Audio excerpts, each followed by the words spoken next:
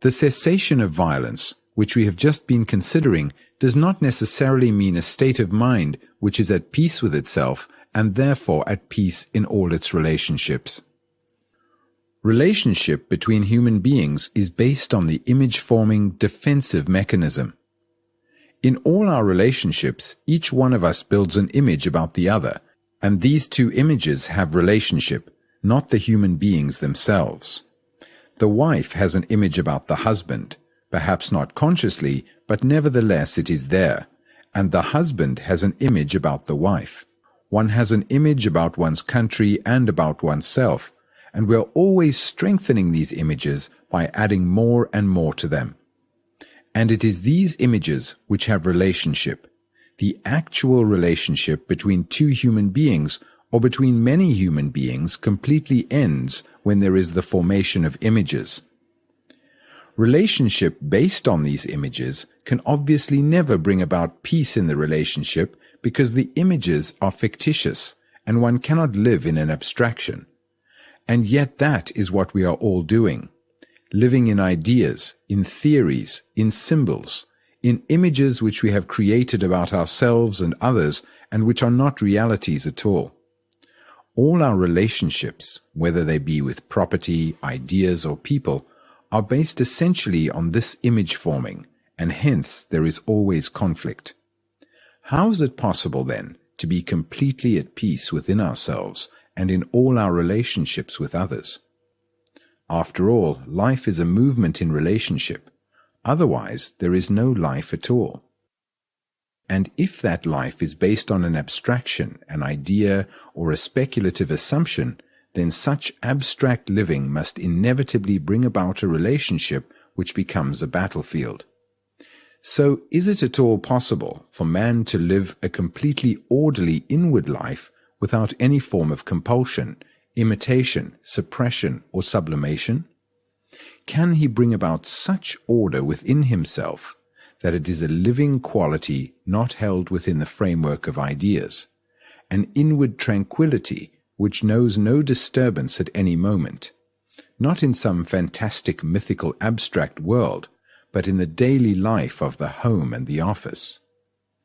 I think we should go into this question very carefully, because there is not one spot in our consciousness untouched by conflict.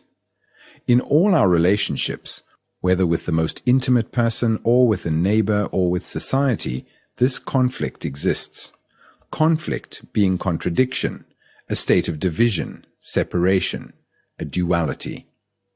Observing ourselves and our relationship to society, we see that at all levels of our being there is conflict, minor or major conflict, which brings about very superficial responses or devastating results.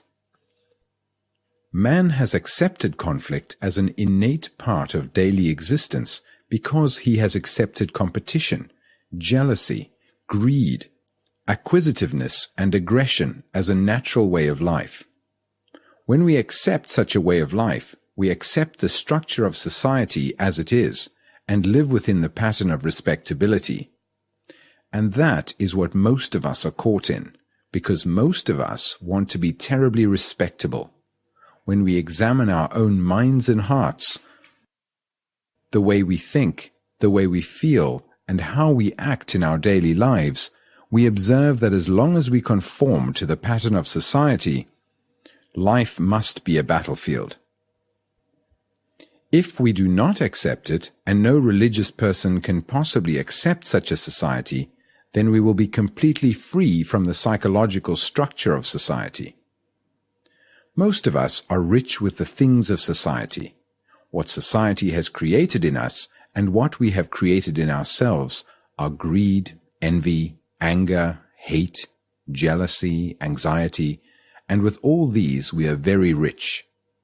The various religions throughout the world have preached poverty.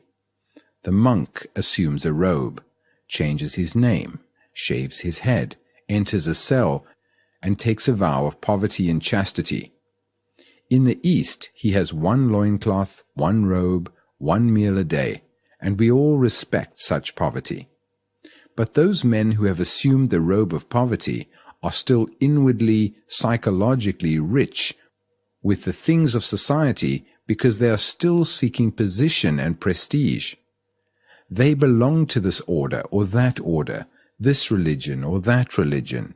They still live in the divisions of a culture, a tradition. That is not poverty. Poverty is to be completely free of society. Though one may have a few more clothes, a few more meals, good God, who cares? But unfortunately, in most people, there is this urge for exhibitionism. Poverty becomes a marvelously beautiful thing when the mind is free of society. One must become poor inwardly, for then there is no seeking, no asking, no desire, no nothing. It is only this inward poverty that can see the truth of a life in which there is no conflict at all. Such a life is a benediction not to be found in any church or any temple. How is it possible, then, to free ourselves from the psychological structure of society, which is to free ourselves from the essence of conflict? It is not difficult to trim and lop off certain branches of conflict, but we are asking ourselves whether it is possible to live in a complete inward and therefore outward tranquility, which does not mean that we shall vegetate or stagnate. On the contrary, we shall become dynamic, vital, full of energy. To understand and to be free of any problem, we need a great deal of passionate and sustained energy. Not only physical and intellectual energy, but an energy that is not dependent on any motive, any psychological stimulus or drug. If we are dependent on any stimulus, that very stimulus makes the mind dull and insensitive. By taking some form of drug, we may find enough energy temporarily to see things very clearly, but we revert to our former state and therefore become dependent on that drug more and more. So all stimulation, whether of the church or of alcohol or of drugs or of the written or spoken word, will inevitably bring about dependence, and that dependence prevents us from seeing clearly for ourselves and therefore from having vital energy. We all unfortunately depend psychologically on something. Why do we depend? Why is there this urge to depend? We are taking this journey together. You are not waiting for me to tell you the causes of your dependence.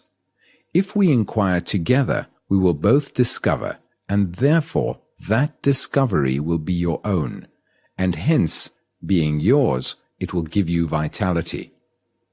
I discover for myself that I depend on something, an audience, say, which will stimulate me.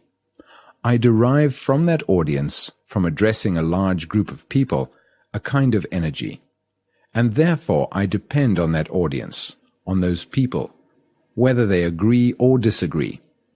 The more they disagree, the more vitality they give me. If they agree, it becomes a very shallow, empty thing. So I discover that I need an audience because it is a very stimulating thing to address people. Now why? Why do I depend? Because in myself I am shallow. In myself I have nothing. In myself I have no source which is always full and rich, vital, moving, living. So I depend.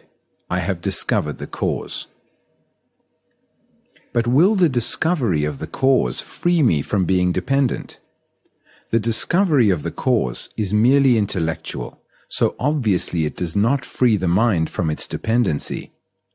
The mere intellectual acceptance of an idea, or the emotional acquiescence of an ideology, cannot free the mind from being dependent on something which will give it stimulation. What frees the mind from dependence is seeing the whole structure and nature of stimulation and dependence, and how that dependence makes the mind stupid, dull, and inactive. So I must inquire what it means to see totally.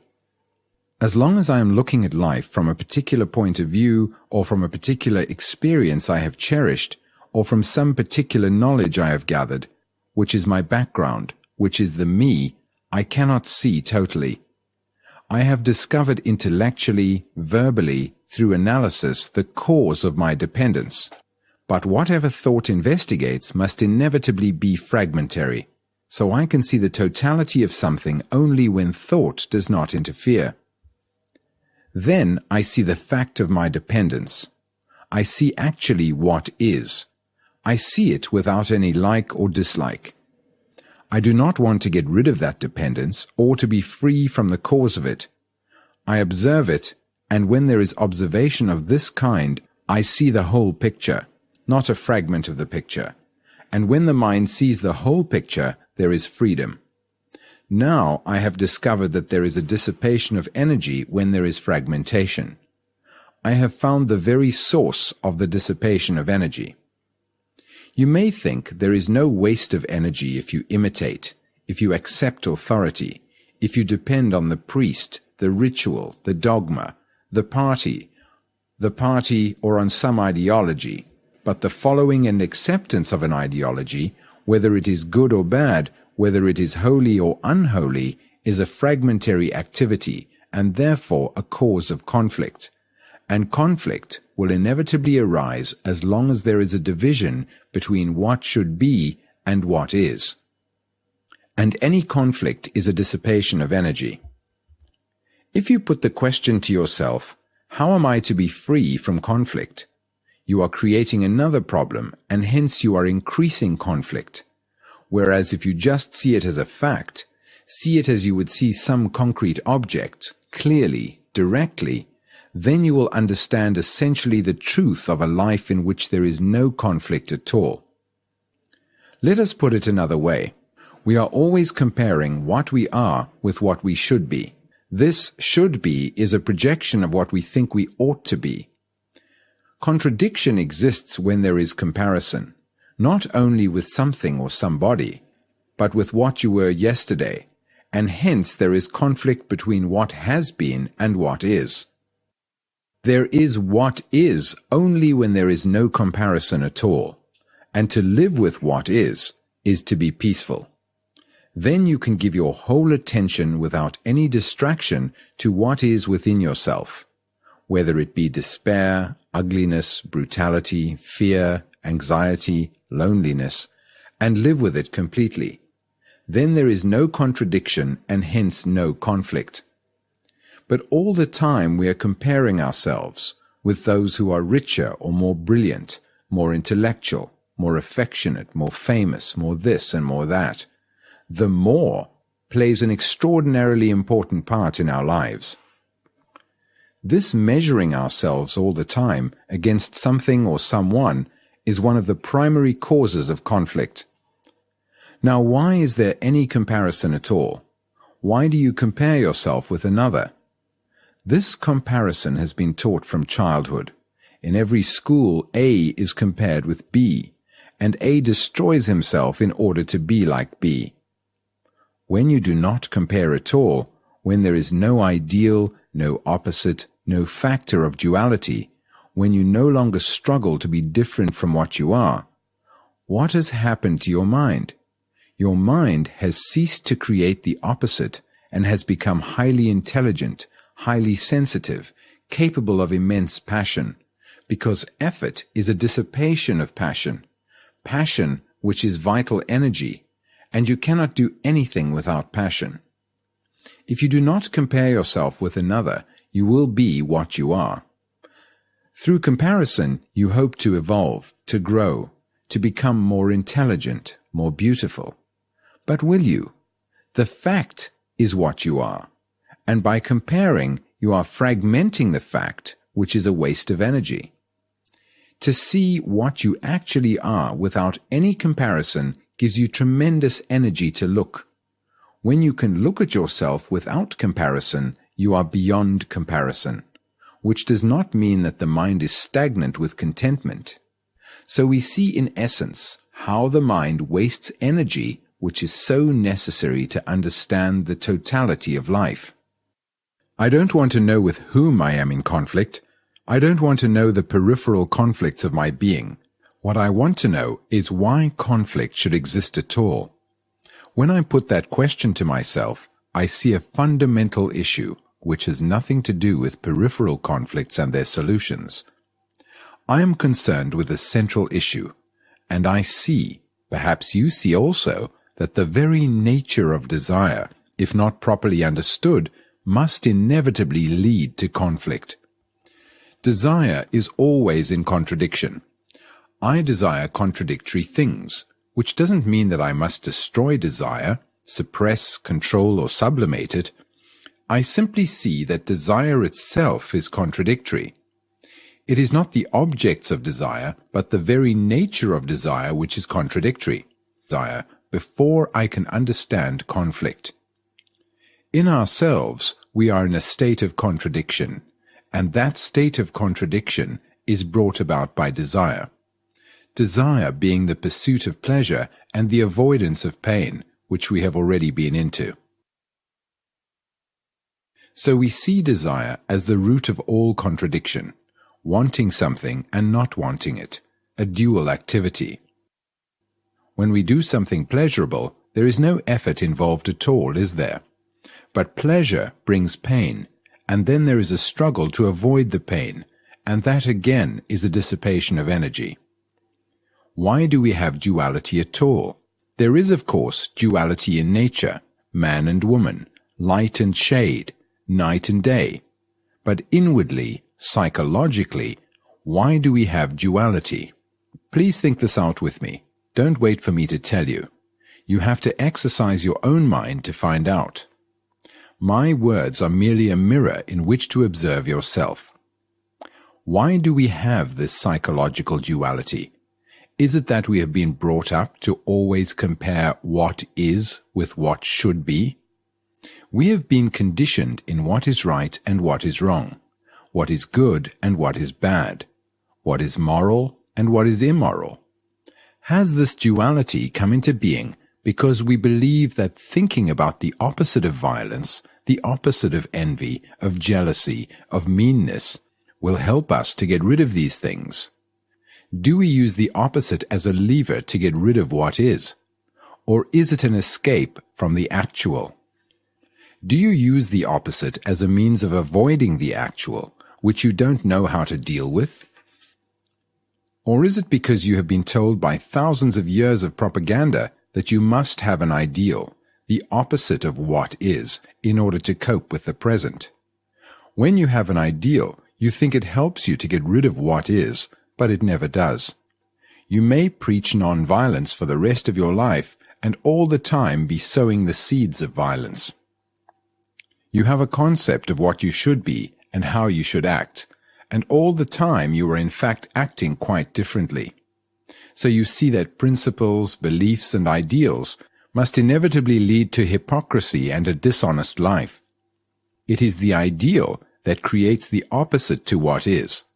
So if you know how to be with what is, then the opposite is not necessary. Trying to become like somebody else, or like your ideal, is one of the main causes of contradiction, confusion, and conflict.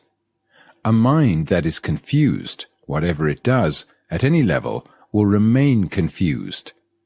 Any action born of confusion leads to further confusion.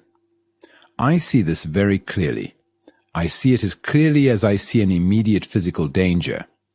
So what happens? I cease to act in terms of confusion anymore. Therefore, inaction is complete action.